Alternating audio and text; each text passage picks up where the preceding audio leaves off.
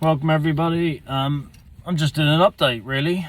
It's been a while. I think I've put like one video online. I've done a couple of others, but I've never been sort of comfortable. It's very difficult for me to, one, be in front of a camera, and two, talk about my sufferings. But a little backstory for you. So back in October last year, I'd been on an antidepressant called Citlapram, or Selector I think is also known as, for about 10 years.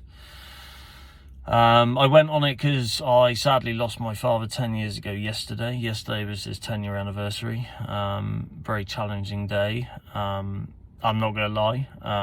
Sadly, I'd forgotten about it up until the night before, when my older sister sent me a load of photos of my dad, and yeah, I'm not gonna lie, that broke my heart a little bit, especially in the position I'm in. Obviously suffering from anxiety and depression quite significantly at the moment. So anyway, back in October I decided to taper off the Citlapram. Reason for that is I just sort of had enough of being on the medication so long. So I tapered. I did my own little research, didn't have any sort of guidance from the doctors, which was probably a stupid thing to do on my behalf. I don't recommend that to anybody. I'm not a professional, but you know, I'm only talking to you about my experiences. I wouldn't advise anybody following my experiences because I've not made the best of choices. So I tapered off over about 3 months. Dropping 5 milligrams per month, which I thought was probably more than enough tapering time. As it turned out though, that was probably not wise. Reason for that is about 2 weeks after I stopped taking the Citlapram altogether, I started to feel very depressed. It was probably more depression that kicked in, and it kicked in hard. Really hard. You know, like I said, I've suffered with this for about 10 years. And every year, even on the Citlapram, I was still having bouts, you know, towards the end of the summer, winter time, which I was putting down to, you know, SAD, which is a seasonal affective disorder. Yes, people say, oh, it doesn't exist. Well, okay, it does, because I can tell you now, I suffered with it. So every year I'd have probably about 2 or 3 weeks, maybe a month, where I'd be really low, bedbound. Yeah, just really not in a good place at all. But I was always on the Citlapram, and you know, I'd find my way back out of it. Sadly though, on this occasion, something's been quite significant. It's been very different. So like I said, I tapered down in October. Probably around beginning of November is when I started to suffer, and I'm still in it now. I got very low, suicidal, really suicidal. Sadly, when I was at my lowest, I had a couple of events in life that were not good. They were significant enough to cause me to fall again, along with not having the medication. So I think, you know, not having the medication and these events really pushed me down into quite a deep little hole. I think it was about 3 weeks after I started to suffer again. I didn't know what to do. I honestly felt like I was going mad, like really insane. I couldn't control my mind. It was just ridiculous. You know, anybody that suffers of anxiety and depression probably can relate to what I'm saying, or some of you can. You know, when you get into these sort of deep places, the mind takes over, and you're playing a game with your mind continuously as who's going to win the argument. It's like the good versus evil in my eyes. The evil wins for a little while, and the evil is trying to take you down. and the good is just, it's like it's gone on vacation for a little while. It can't help you. So I got really low. So I went back to I had to call my doctors, and I said to him, look, you know, I'm suicidal. This is ridiculous. And the doctor said to me that, look, you may just be one of those people that needs medication. You know, it is the way it is for some people. And is that a bad thing? No, I don't think so. But I really didn't want to go back on it. You know, and I thought to myself, should I just stick it out? Should I just stick it out? And it just got too much. I'm not gonna lie. I hold my hands up, be honest. It was far too much. So because I'd had about a week of insomnia, it was really bad. You know, like getting to sleep at 5 and being up again at 8. It was just unbearable. So because of that event, the doctors decided that they put me onto a antidepressant called Mirtazapine. I think that's how you say it. Sorry if I'm wrong there. You know, I'm not the greatest with all these words. But anyway, I decided that, you know, all right, we'll give it a go. Sadly, I'm one of those people where it very much looks like Mirtazapine didn't agree with me. So I started on 15 milligrams. Which they say is basically the initial dose to basically sedate you, send you off to sleep. You know, it's meant to be a good drug in that respect, and it was a bloody good drug in that respect. I remember the first night taking it, Christ, I didn't wake up until 11 o'clock the next morning. I must have fallen asleep about 9:30, 10, so it was just like, wow, you know, it really did what it's designed to do. But since then, so I was on the 15 for like a month, and then they put me onto the 30 milligrams, and that was meant to be less sedating and more activating. Well, sadly for me, that didn't work out that way, and the 30 milligrams was even more sedating, and it was starting to cause me issues, lots of issues. Luckily, I'm self-employed, so I can kind of run my own schedule, but like everybody, you know, we've got commitments, and when you can't, I could wake up in the morning, but I physically couldn't get up. Like, it was the weirdest thing. It's like, I was waking up at 8:30, like my eyes were open, I was like, oh God. But then all I wanted to do was just lie there. I had no enthusiasm whatsoever to get out of bed, literally zero. It was horrendous.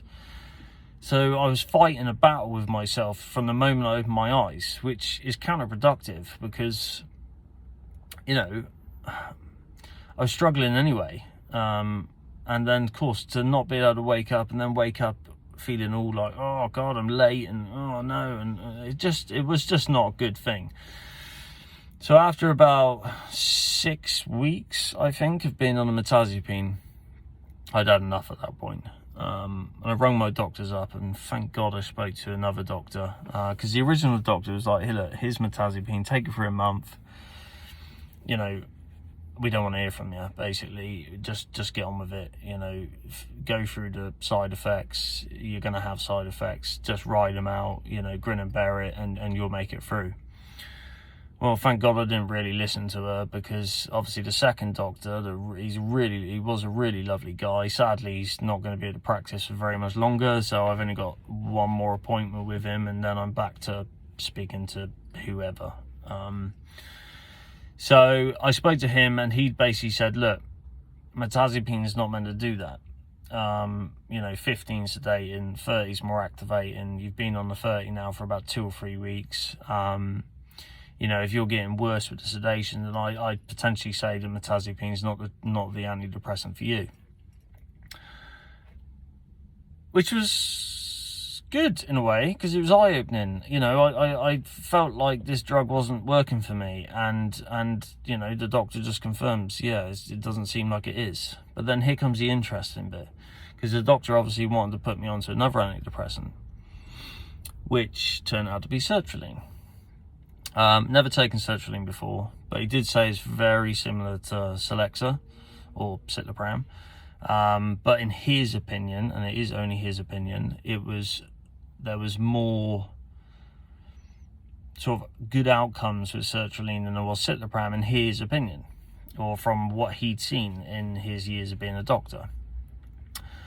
So I was like, look, I'm willing to try anything. I'm so unbearably low. I can't see the light through the tunnel at all. I hate this mirtazapine because of the sedation it's causing me. Fine, okay, let's go with the sertraline. But, and there is a but, you've then obviously got to taper off the way the doctor wanted me to do it is drop down from 30 to 15 for the mirtazapine, start the sertraline straight away whilst you're taking 15 milligrams of mirtazapine at night, sertraline in the morning. Take that for 2 weeks together. Be very cautious because obviously it can have really quite worrying results if they interact with each other too much. After 2 weeks on both, drop off the mirtazapine completely and carry on taking the sertraline, which sadly, the way I am, or the way I deal with my low points like this, is I do research, and I do go on Google or I join Facebook groups. Sadly, again, it's counterproductive because you think, oh, I'm going to do some research and find out about this and find out about that, but then you give yourself horror stories because basically there's so many people out there that suffer horrendously from withdrawal symptoms when they come off mirtazapine, especially if they just stop it abruptly. And because of what I'd gone through with coming off the Citlapram, and how it suddenly took me down and I wasn't expecting that, I am petrified of running 2 antidepressants together and then coming off one. It's just, to a lot of people it's unjustified, but for me it's just the fear of dropping again. Even though I'm in a really, really low place, like every day I'm really low, I'm still scared of going lower. And the mirtazapine, when I first started taking that, as much as yes, the sedation's become too much, it did take away, or it did calm the suicidal thoughts, and it calmed the crying spells, and it calmed all that. So it has done stuff to my brain, and I am very, very scared of coming back off it. But like I said, I did my research, which was horrifying. But there's also people out there who said, look, you're on the mirtazapine, you're starting the sertraline, you could find that they sort of counteract each other with the withdrawal from one and the side effects of the other. So, try not to panic too much. So with my own research, what I decided to do was I've gone from 30 milligrams of the mirtazapine at the start down to 15, and I felt fine, like with the 15 and the 50 of sertraline, because I'm on 50 milligrams of sertraline. And I felt fine doing that drop. So what I've decided to do now is go from 15 milligrams of mirtazapine every night to 7.5. And then when I'm down to 7.5, I'm going to run that for probably about a week or two, alongside the sertraline. I take the mirtazapine at night to obviously potentially knock me out. And I take the 50 milligrams of sertraline in the morning. I dropped down to 7.5 2 nights ago. It has been difficult getting to sleep over the last couple of nights. I'm seeing 1, 2 o'clock in the morning. So there is changes going on. And, maybe when I drop down, I'll find that, all my fears were not justified and I'm absolutely fine. Or I could be like some other people, whereas I suffer really, really badly. Who knows? But I am scared of what's to come. So hopefully for probably about another 2 or 3 weeks, I'll be on the mirtazapine, then I'll stop that completely and just carry on and concentrate on the sertraline. My doctor's going to speak to me in about 2 weeks' time to potentially see how I'm getting on, first and foremost, and then I will discuss with him where I'm at and see if he feels, an increase is required. Because, you see all these videos or you see all this information out there, and, with sertraline, obviously it can take 4 to 6 weeks for it to kick in. God, am I waiting for the day. I honestly can't express how much I'm looking forward to that day where I just feel normal, because like I said, it's been going on since October and we're now in February, and this is the hardest and longest time I've gone through this struggle. I mean, don't get me wrong, when my dad passed away, it's horrific, I fell and I fell hard, but it was a different fall. This time it's all mental based. My brain is really fighting a battle with itself. And no matter what I do, I can't see I can't see the light through the tunnel at all. It's just horrific every single day. Every day I wake up with the pit in my stomach, the anxiety's there straight away, all the thought processes kick in. And, if I'm brutally honest with you, and again, I will be, I could cry every single morning. And I get into these states where I want to get out of bed, but I don't want to get out of bed.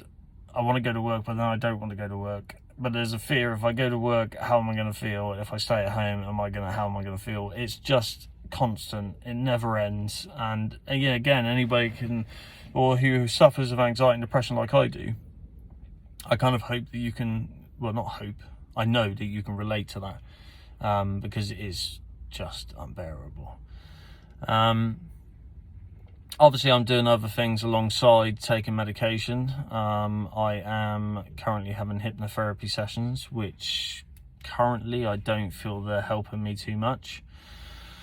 I've done lots of counselling in the past, many counsellors, I say many, 3 or 4, different, they specify in different areas. And I've tried them before, and,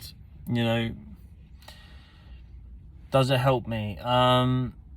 Yeah, I think it probably does, but the problem I have, and I don't know if it's just me or there's others that can relate to this, if you can, write a comment or, whatever.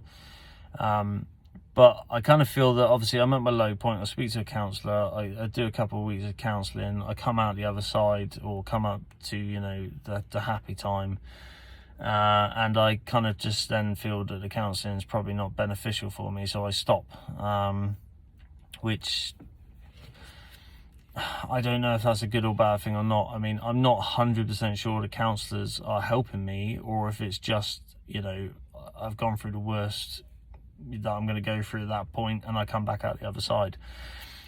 Either way, it's bloody awful. Again, people out there that suffer from anxiety and depression, you can relate to me, I'm sure, where, it's just so overwhelming in your mind. The mind is just fighting a battle. It's like good against evil all the time, and sadly the evil is definitely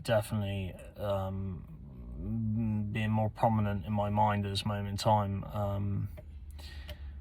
So low, and it's affecting me in so many different aspects of my life. Like I said, work's been affected by it quite dramatically, to the point where my business is sort of at a crossroads right now, because where I suffer with this every single year, I get to the point every year where I have this downtime, and it does so much damage to my company financially that you then spend sort of 4, 5, 6 months recovering from that, and then boom, you hit again. And for me, on this time, I generally don't know if the company's going to make it. I may have to hold my hands up and say, look, this is just not, it's not going to work, not with the way I keep falling, and potentially look at other avenues. Yes, I could probably fall back into full-time employment. Will I enjoy it? Potentially not. Back in the day when my father was alive, we worked together, and he had his own business, and I was working for him, and they were good days. I never really had a fall. you know, and they were good. I enjoyed that.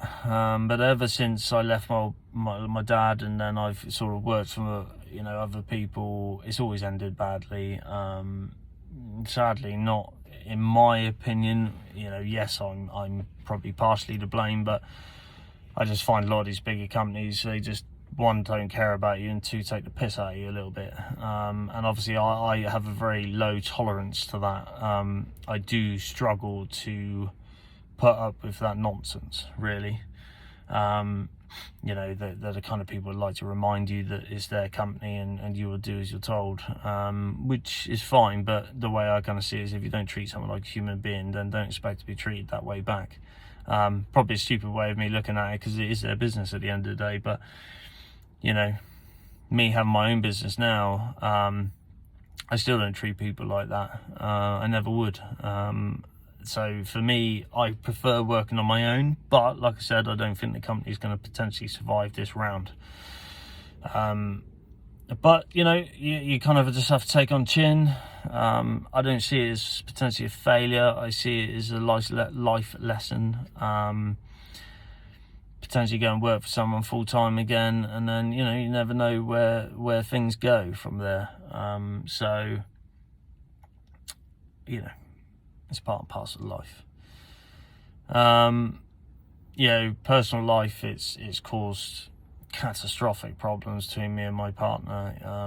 You know, she's really not been able to support me through this one, which has caused problems for her, and obviously problems for me. And the repercussion damage of that is quite significant, because I'm at a point where, you know, don't really know if you know, it's the right situation anymore. But who knows? So sadly, I've got lots of stuff still to decide in my mind, and you know, go through, and all of this stuff. So when the light's going to shine through that tunnel, who knows? But God, do I want it sooner rather than later. Who knows? But, you know, there's my little journey so far. Obviously, like I said, the sertraline, haven't really had many side effects from it. But I think potentially they're counteracting each other. Mirtazapine and sertraline, they're kind of working together. I know they work in different ways, but, you know, maybe I'm just a lucky one, or maybe they're helping each other out, sort of thing. But, yeah, that's where I'm at. Like I said, it's not a good place. Anybody out there is suffering, you know, with anxiety and depression, I feel you. Do your best. That's all you can do every day. Just do your best to stay as strong as you can. You know, treat your body with respect. You know, try and take care of it. I know it's the worst thing, or the last thing you want to think about is feeding yourself and washing yourself and being normal. But do what you can do, because it will help eventually. I mean, I'm also going to gym 3 times a week. I started that in October last year. I mean, even at my lowest, I mean, I've been in the gym on the treadmill and feel like the tears are just about to roll on in. And that's fine, you know, it is what it is. But at least I'm on the treadmill, and if I'm crying on treadmill, then it's still beneficial for me, because I'm losing a little bit of fluid and working out. So, you know, I'm not really getting the benefits of that mentally at the moment, but I don't expect to. But, you know, it's helping me along the road. I've lost about 1 stone in weight. You know, I'm putting on muscle mass again. So, you know, when I come out the other side, I can only hope that, you know, it will show its benefits then. But either way, I mean, I'm still doing it for my own self. And it kind of gives me a little bit of release for like an hour while I'm at the gym. So, hey, you know. Anyway, guys, like I said, I just want to do a little update, because it has been a while. You know, I haven't got any subscribers or anything at the moment, so please subscribe or like the video or do something. That will help me out, and obviously I will aim to make more videos. But yeah, like I said, take care. If any of you are really struggling and you just want to talk to someone, hit me up, send me a message. I got no problem with that at all. You can find me on Facebook, Instagram, you know, all those usual places. So by all means, send me a message. You know, if you're at your lowest, don't feel like you're alone, because, you know, I know it's easier said than done because you kind of feel alone all the time anyway, but you know, just reach out. I'm always here. I've always got time. Well, I always make time to talk to other people. So, you know, if you want to reach out to me, I'm there.